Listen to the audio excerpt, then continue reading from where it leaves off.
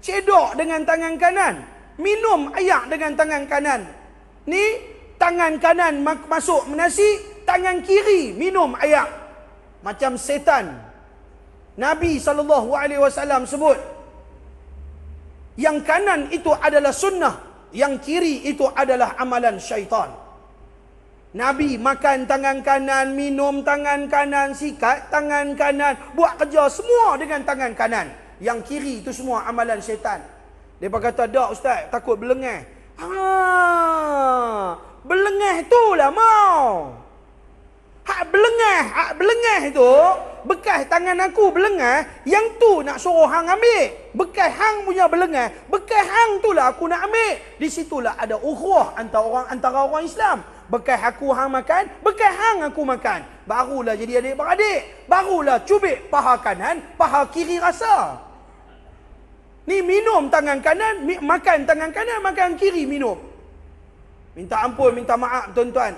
Langsung tidak ada adab. Dia nak jaga adab yang betulnya, tapi dia tidak beradab. Dia tak mau bagi belengah. Dia guna cedok nasi, guna tangan kiri.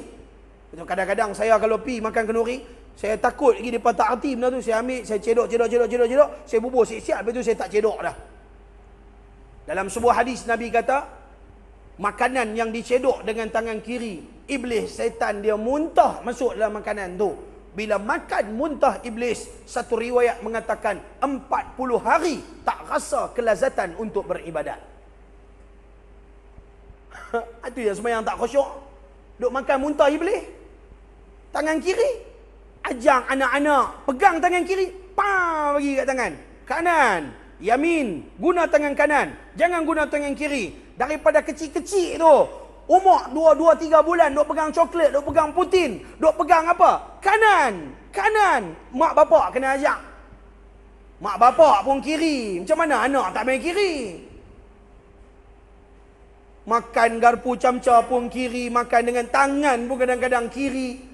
Nasi saya tahu mungkin orang tak makan tangan kiri, tapi kadang-kadang kalau makan kuih-kuih, kadang-kadang makan coklat-coklat, makan kopok-kopok, pegang-pegang makanan, saya tak kisah dengan tangan kiri. Sedangkan Nabi larang sebab benda tu menyerupai syaitan.